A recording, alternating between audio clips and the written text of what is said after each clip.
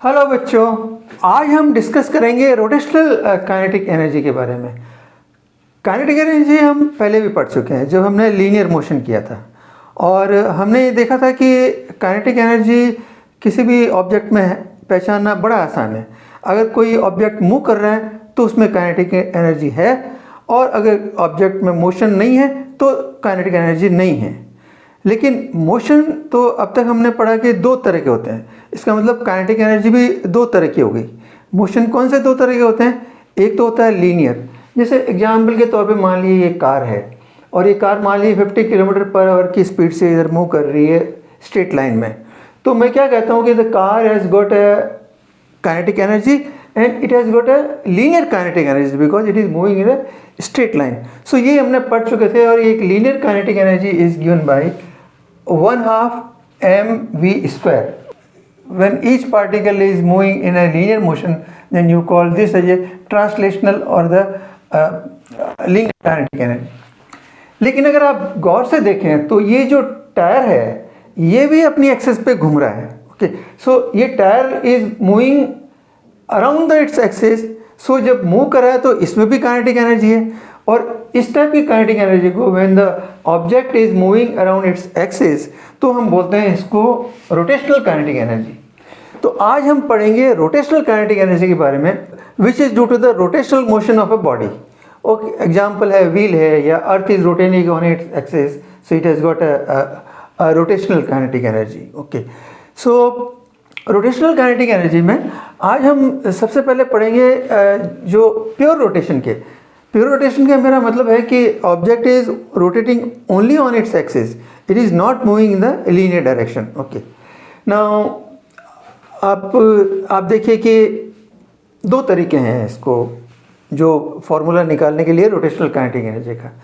एक तो मैं आपको सिंपल शॉर्टकट से या ट्रिक से बता सकता हूँ, और दूसरा हो सकता है मैथमेटिकल डेरिवेशन से। शॉर्टकट से बताने का देखिए, आपको ध्यान होगा जब हमने लीनियर क्वांटिटीज़ पढ़ी थी और उसके बाद में हमने एंगुलर क्वांटिटी पढ़ी, तो हमने देखा था कि हर लीनियर क्वांटिटी का एक एंगुलर में एनालॉग क्वांटिटी थी।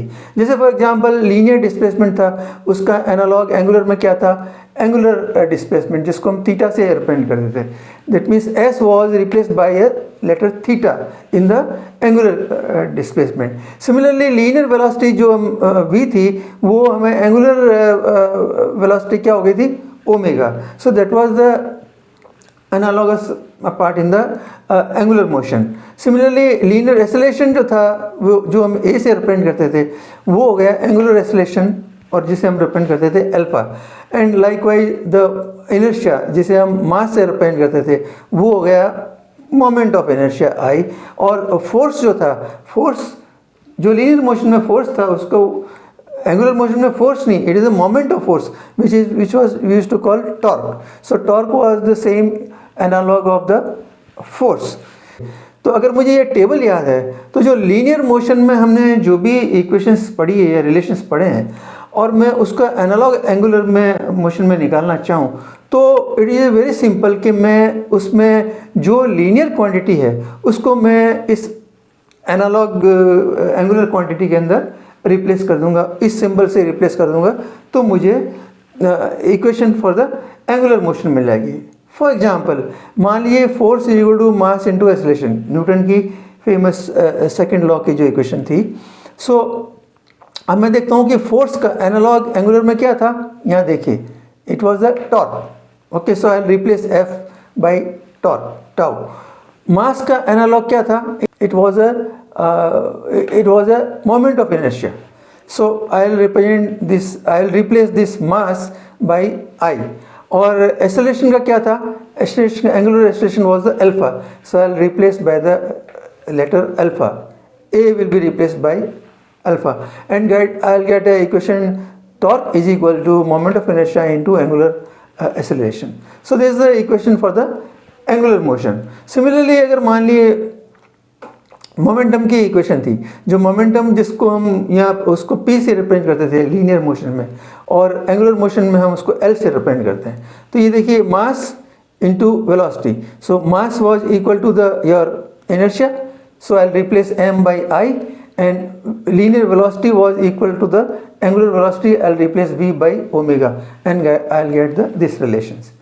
So इसी लॉजिक पे अगर मान लीजिए मुझे काइनेटिक एनर्जी लीनियर में मैंने डिराइव की थी, kinetic energy in the linear motion was half M V square, तो अगर मैं इसको रिप्लेस करता हूँ एनालॉग सिंबल से तो हाफ ही रहेगा, तो रोटेशनल काइनेटिक एनर्जी क्या हो जाएगी, half m will be replace by the I moment of inertia and velocity linear velocity will be replace by the angular velocity omega. So the angular motion में जो kinetic energy of the rotational body अगर around its axis will be equal to 1/2 I omega square. Okay, so ये तो एक था shortcut और trick formula, और आपको ये याद है तो आप और भी कई भी फार्मूले हैं वो आप इसमें से इस लॉजिक से डिराइव कर सकते हैं. लेकिन अब मुझे अगर ये मैथमेटिकली डिराइव करना है तो मैं कैसे करूँगा? तो देखिए उसको डिराइव करने के लिए क्या है, सबसे पहली बात तो मेरा ये, जैसा मैंने कहा कि it is for the pure rotation, that means the object is rotating on its axis, it is not moving in the linear direction. So मान लीजिए ये एक रिजिड बॉडी है, okay, is a thin plate type of thing, और वो point O पे जो axis पास होती है it is Z axis rotate कर रही है, that means which is perpendicular to its plane. Okay, now मुझे इसका निकालना है formula for the kinetic energy of the when it is moving around the its axis. तो मैं क्या करता हूँ, दिस आई कैन कंसिडर, जैसे मान लीजिए it is made out of the very small masses, it is a sum of many small masses, और उन मासेस में से अगर मैं एक मास कंसिडर करूँ, से मास m1, और मैं इस मास m1 में ये देखूँ कि this is at a distance r1 from the axis of rotation. Okay, और इसकी जो initial velocity is the tangential linear velocity is v1. Okay, तो आप गौर से देखेंगे तो ये जो ईच पार्टिकल और ईच स्मॉल मास और point mass is moving in a circular path. Okay, so circular path में मेरे को पता है जब वन पार्टिकल इज मूविंग उसकी काइनेटिक एनर्जी मुझे लीनियर मोशन से पता है is given by 1/2 m1 v1 square, where m1 is its point mass, v1 is the tangential velocity and r1 is its distance from the axis of rotation. now आपके दिमाग में आता होगा कि ये तो सर्कुलर पास है, तो सर्कुलर पास तो रोटेशनल में आना चाहिए, हमने इसको लीनियर में कैसे कंसिडर कर लिया? लेकिन आप देखो गौर से देखिए, मैंने क्या कहा कि मैंने पॉइंट मास किस लिए लिया है? लीनियर के अंदर क्या कंडीशन थी, एक तो कि उसके हमने हमेशा पॉइंट मास कंसिडर करते थे, और पॉइंट मास कंसिडर करके हम क्या मानते थे कि दैट मीन्स उस मास के हर एक पॉइंट की जो वेलोसिटी है दैट रिमेन कांस्टेंट. तो पॉइंट मास करने का ऑब्जेक्टिव यही है, क्योंकि जब पॉइंट मास है तो आप देखेंगे इसकी v is to R omega, v is to R omega हमें पता है, और क्योंकि पॉइंट मास है तो r is always a constant, omega तो हमेशा कांस्टेंट रहेगा, और I have kept now r is a constant. अगर मैं पूरी बॉडी लेता हूँ तो r is not constant. Okay, so that is why this condition is valid. Secondly, it has got a linear velocity, tangential velocity is a linear velocity. And third, अगर आप circular path को अगर आप straight करेंगे तो क्या बनेगा? ये is linear path, it will be straight path. Okay, so that means I can definitely considering a point mass I can apply the same equation for this linear की जो इसके लिए अप्लाई कर सकता हूँ. और आप वैसे भी देखेंगे कि अगर मैं इसको एंगुलर कंसिडर करके भी अगर मैं निकालूंगा काइनेटिक एनर्जी, जो फार्मूला मैंने ये ट्रिक से निकाला है, तो आप देखेंगे कि answer will be same. Just for example, मान लीजिए अगर r1 आपका r1 इज मान ली 1 मीटर है, मान ली r1 इज इक्वल 1 मीटर, और v1 मान लिए 2 मीटर पर सेकेंड है, 2 मीटर पर सेकेंड.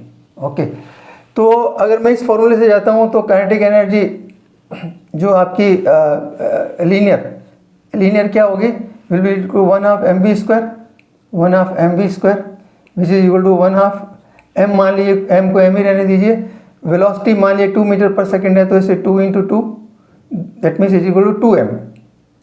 ओके, ये इस लीनियर कंसिडर करके, और अगर मैं इसी को मान लिए थोड़ी देर के लिए ये रोटेशनल वाला फार्मूला लगा दूं तो काइनेटिक एनर्जी क्या होगा? Kinetic energy rotational will be equal to 1/2 I omega square. Okay, now 1/2 into I, मुझे पॉइंट मास का मुझे को पता है mr square, that means m is m, r is 1 तो उसका कुछ नहीं आएगा, into omega, omega square, omega इस फॉर्मूले से निकालो तो v by R, that means v square by R, that means v square मतलब v कितना है 2 है, 2 मीटर पर सेकेंड, दैट मीन्स 2 इंटू 2, तो आप देखेंगे ये भी 2m आता है। ओके, सो आप उस मेथड से निकालेंगे तब भी ये वही आएगा। आप इसको डबल नहीं कर देंगे, आप एक ही मेथड से निकालेंगे। The kinetic energy of this mass will be only 2m। Okay, जो इस केस में जो हमने यहाँ जो डेटा लिए हैं वो। Okay, so this is the justification कि हम इसको एज ए लीनियर के अंदर कंसिडर कर सकते हैं। So this is the for one mass, this is the kinetic energy. और हमें पता है कि v is equal to R omega, तो आई कैन पुट v की जगह पे R omega. So this is the kinetic energy of a point mass. Now सभी पॉइंट मास की अगर मैं काइनेटिक एनर्जी को ऐड कर लूँ, so that will give me the kinetic energy of total rigid body. That means total kinetic energy will be the kinetic energy of point mass 1, kinetic energy of point mass 2. Likewise, if there are n point masses, then it will be sum of all the kinetic energy of all the n point masses. Okay, so that means same अगर मैं यहाँ से फॉर्मूले में रखूँ तो it will be 1 half m1 r1 omega 1 square plus 1 half m2 r2 omega square likewise till the nth particle. ना उसमें वैसे तो मुझे कोई चीज़ कॉमन नहीं दिखती है, लेकिन एक चीज़ मैं कॉमन निकाल सकता हूँ, बिकॉज मुझे पता है कि रिजिड बॉडी में angular velocity of all particle remain same. और ये मैंने आपको पहले भी एक्सप्लेन किया था कि अगर मान लीजिए ये एक रॉड है और इसके 2 पॉइंट है, अगर ये मूव करती है मान लीजिए 45 डिग्री, तो दोनों पॉइंट जो है उसका एंगुलर डिस्प्लेसमेंट सेम रहेगा। That means each point moves with the same angular velocity. So that means omega 1 is equal to omega 2 is equal to omega n is equal to omega I can put. So मैंने omega common निकाल लिया और ये bracket में बची हुई terms को लिख दिया।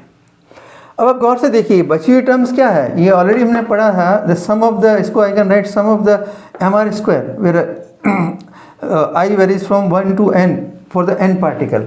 और ये क्या है, it is nothing but the moment of inertia of the all total body around this axis. So I can write इस टर्म की जगह I can write the i। So now finally I got the formula kinetic energy of the rotating body is 1 half I omega square, जो मैंने यहाँ trick से develop किया था। Okay, so this the way you can develop this formula. और इस फार्मूले की यूनिट, ऐसा यूनिट क्या होगी, हम जूल बोलते हैं, और एम केस में क्या होगा, 1 joule is equal to 1 newton metre. So newton metre will be kg metre square per second square. और यहाँ से आपको यूनिट से आप डायमेंशन निकालते हैं। So dimension will be m1 l2 and time will be -2. Okay, so this was about the kinetic energy of rigid body only around its axis. Okay, now जब अब हमने जिस तरह से हमने kinetic energy around the axis निकाला point mass consider करके, मैं इसी तरह से देखता हूँ for point mass even work energy theorem also is valid. That means point mass के लिए the work done by this point mass, if it moves from point A to B, that will be equal to the change in the kinetic energy of this point mass. Okay, so this is the I have written this for the point mass. The work done will be equal to the change in the kinetic energy. और मैं work done for all the particle जोड़ूँ और इधर should be equal to the changes in kinetic energy of all the particle. Same logic जो मैंने यहाँ use किया, तो मैं क्या मुझे मिलता है, the work done for this body moving from say point A to B will be equal to the kinetic energy final minus kinetic energy initial, that is equal to the change in the kinetic energy. Okay, which is equal to 1 half I omega B square, यानी position B में जो इसकी angular velocity उसका square minus 1 half I omega A जो initial velocity थी angular velocity उसका square. Okay, so this is another just, क्योंकि हमने ये पढ़ लिया काइनेटिक एनर्जी, तो I thought let me clarify on the work energy theorem also. और जब हमने ये एनर्जी डिराइव कर ली तो हम वर्क भी निकाल सकते हैं। Work is nothing but the जो same by the same logic, हालांकि इसका वर्क और पावर का ये सेम लॉजिक पे आप अलग से मैथमेटिकल डेरिवेशन भी कर सकते हैं, but using this short method I can work out the same way. Linear के अंदर हमें वर्क काम कैसे मिलता था, force into the displacement. So similarly अगर मैं उसको रिप्लेस करता हूँ इसके एनालॉग नंबर से, तो it will be the work will be equal to torque into the D theta, that is change in angular displacement. So अगर मान लीजिए अगर टॉर्क वेरी करता है, ओके, सो आप इसको टॉर्क को इंटीग्रेट कर लेंगे डी थीटा के साथ में, बट जनरली आपके क्वेश्चन के अंदर टॉर्क कांस्टेंट रहता है। तो ऐसे केसेस में क्या होगा, work done will be equal to torque multiply by the change in the angular displacement. Okay, so generally अगर आपका ऑब्जेक्ट देते हैं कि it is rotating, it has rotated n cycle, तो अगर n साइकिल दिया तो हमारा डिस्प्लेसमेंट कितना आ जाएगा, 2 pi into n। Okay, otherwise it is D theta will be theta 2 minus theta 1। So this about the work. और जब हमने वर्क के निकाली तो पावर की भी by the same logic we can find it out that linear के अंदर पावर क्या था, force into velocity. So same force का एनालॉग क्या है, टॉर्क, और linear velocity is the omega, so power will be given by torque into the omega. So this was, इसके ऊपर हम कुछ न्यूमेरिकल करेंगे सो दैट आपको और क्लैरिटी हो जाए। तो ये तो हो गया आपका for rotational motion around the axis. ना सपोज मान लीजिए अब जैसे ये व्हील है, ये व्हील देखिए, ये व्हील अपनी एक्सिस पे तो रोटेट कर रहा है जिसकी हमने काइनेटिक एनर्जी निकाली, लेकिन अगर ये व्हील अगर साथ साथ में लीनियर मोशन भी इसमें है तो हम क्या करेंगे, और ये इसका एक अलग से टॉपिक है जो मैं आपको नेक्स्ट क्लास में लूँगा। But just to brief you कि अगर मान लीजिए this is a wheel which is also having a linear motion, that means kinetic energy of the system of particle with respect to a reference point when both the motion are there, okay, that combined, यहाँ हमने pure rotation का देखा था, now is a linear and as well as a rotational motion। तो अगर तो मान लीजिए रेफरेंस फ्रेम मतलब अर्थ के रेफरेंस में जनरली हम लेते हैं, and if the body is on the earth that means the potential energy is zero. So ऐसे केस में क्या होगा, the total kinetic energy will be the sum of, ये देखिए यहाँ मैंने देखा है, will be the energy due to the rotational motion जो अभी हमने निकाला, half I centre of mass के अराउंड इसका मोमेंट ऑफ इनर्शिया होगा ओमेगा स्क्वायर, ओके, जो हमने अभी निकाला ये फॉर्मूला ये, okay. So this plus the linear का जो हमने यहाँ निकाला, that means 1/2 mv/cm square, velocity of the centre of mass, ये velocity will be the centre of mass. So this is the sum of this two will be the total kinetic energy. और इसका हम अभी आपके अगली class में ये इसको डिटेल में डिस्कस करूँगा। और अगर मान लीजिए जैसे मैंने कहा कि is from with respect to a reference frame, अगर ये अर्थ पर नहीं है और अर्थ से कहीं ऊपर हाइट के ऊपर है, जैसे मान लीजिए इंक्लाइंड सरफेस पे है, then it will have a potential energy also, okay. So उसको भी हमें कंसिडर करना पड़ेगा, और उस केस में हम आपको कंजर्वेशन ऑफ मैकेनिकल एनर्जी का फॉर्मूला लगा सकते हैं for solving the numerical. Mechanical energy में क्या था, मैकेनिकल एनर्जी आपको याद है हमने डिस्कस किया, it is sum of kinetic energy plus the potential energy.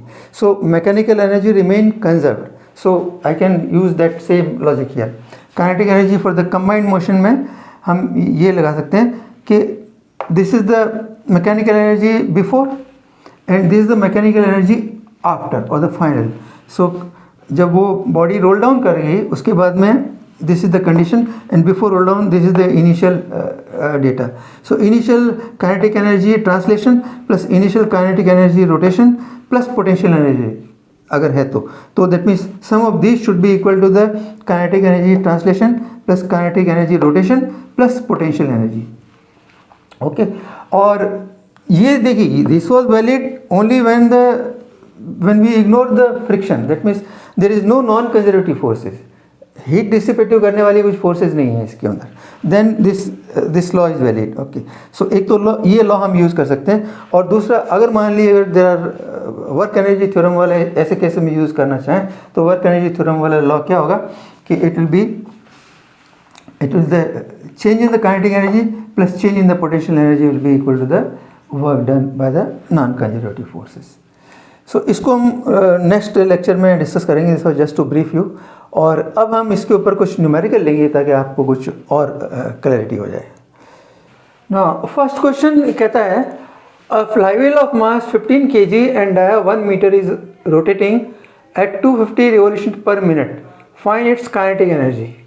So ये तो सिंपल है, इसमें मैं ओमेगा निकाल सकते हैं बिकॉज रिवॉल्यूशन पर मिनट दिया तो मुझे पता है ओमेगा इक्वल टू 250 इंटू 2π/60, और मोमेंट ऑफ इनर्शिया पता है मेरे को mr², तो मेरे को मास दिया है और R दिया तो I can find out mr² and kinetic energy equal to 1/2 I ω². I can put the value and get the answer. Second question कहता है the MOI, that moment of inertia of a body about a given axis is 1.5 kg/m². Initially body is at rest. In order to produce an rotational kinetic energy of 1500 joule, for what duration an angular acceleration of 30 radian per second square must be applied? Okay, that means मेरे को ये equation पता है kinetic energy equal to 1/2 I ω², but एक time पूछ रहा था. That means मुझे ओमेगा को टाइम के टर्म्स में कन्वर्ट करना पड़ेगा. It is the angular acceleration multiply by time, because acceleration क्या है, rate of change of omega. Okay, so this is the, I can replace omega by alpha T. और kinetic energy मुझे कितनी चाहिए, 1500 joule के लिए आई दिया हुआ है about a given axis and this alpha दिया हुआ है. So I can find out the time. This also is simple, only thing is that यहाँ मेरे को इसमें कन्वर्ट करना पड़ेगा अल्फा टी में. थर्ड क्वेश्चन कहता है थ्रेशर. थ्रेशर होता है वो जो ग्रेन की काटने के लिए जो फसल में यूज होती है. Thresher is design to get its energy from a rotating flywheel with a radius of 2 metre and a mass of 400 kg. Before starting, flywheel is attached to an electric motor which brings the flywheel rotational speed to 5000 rpm. पूछता क्या है, find the kinetic energy stored in the flywheel. और B, if the flywheel is to supply an energy to the thresher as a 10 HP motor would, find the duration for which thresher would run before the flywheel speed is to be increased. Okay, तो ये क्या है, system क्या है, तो actually एक flywheel से thresher को, ये फ्लाईव्हील की एनर्जी से चला रहा है थ्रेशर को, और वो कह रहा है कि अगर ये जो एट दिस रेट मान लीजिए एनर्जी कंज्यूम होती है, तो फ्लाईव्हील को वापस रिचार्ज करने के लिए कितने टाइम के बाद में मुझे करना पड़ेगा. तो ए पूछता find the kinetic energy stored in the flywheel. तो ये तो सिंपल है, because MOI of the flywheel मुझे पता है 1/2 mr², मास दिया है, रेडियस दिया हुआ है. So I can find out this and omega flywheel का पता लगा सकता हूँ बिकॉज 5000 rpm पे चल रहा है 2/60. तो दैट मीन्स मुझे काइनेटिक एनर्जी पता लग जाएगा 1/2 I ω². तो this is normally using the formula. फिर ये क्या कहता है कि ये जो 10 HP की मोटर है, नो 10 HP की मोटर कितनी पावर, किस at what rate the power will B consume. 10 HP की मोटर क्या, 10 HP को मैं वाट में कन्वर्ट करता हूँ, तो मल्टीप्लाई बाय 746 और 1 watt is 1 joule per second. So that much joule per second is the energy at this rate. यानी एट दिस रेट वो flywheel is supplying energy to the thresher. तो कितने टाइम बाद में उसको मेरे को वापस चार्ज करना पड़ेगा. सो इसके लिए eight this rate the flywheel could supply energy. Total energy इतनी स्टोर है उसमें फ्लाईव्हील में जो मैंने यहाँ से वर्कआउट की है, और इतने रेट पे ये कंज्यूम कर रहा है. ये कह रहा है कि जितनी 10 HP की मोटर सप्लाई करती है उतनी ही एनर्जी फ्लाईव्हील कंज्यूम करता है. सो that means this is the rate at which the energy is consume and this is the total stored energy. तो इसको मैं डिवाइड करूँगा तो मेरे को टाइम मिल जाएगा. Okay, now the last question कहता है a 10 newton metre torque is applied to a flywheel that rotate about fixed axis and has a MOI of 20 kg/m². Flywheel is initially at rest. What is the angular velocity after it has turned through 8 revolutions? Okay, इसमें मेरे को work की equation use करनी पड़ेगी. That means 8 revolution means it equal to 16 pi radian. Okay, that is the angle displaced. Now work done is equal to torque multiplied by the displacement in the angle.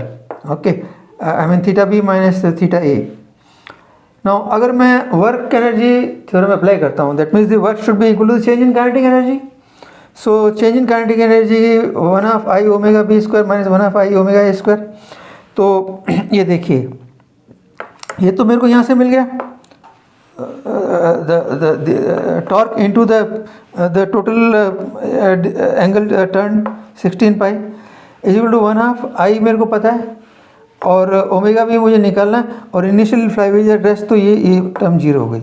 सो फिर from here you can find out the omega B. Okay, so these are the some of the question I thought will give you some idea. So this is all about the rotational kinetic energy. अब हम लेंगे जो inclined surface के ऊपर भी. So I close this my lecture today here only. और my as usual last advice कि आपको इसमें जो कुछ भी नई चीज़ लगी है वो आप नोट करिए and subscribe my channel. Thank you.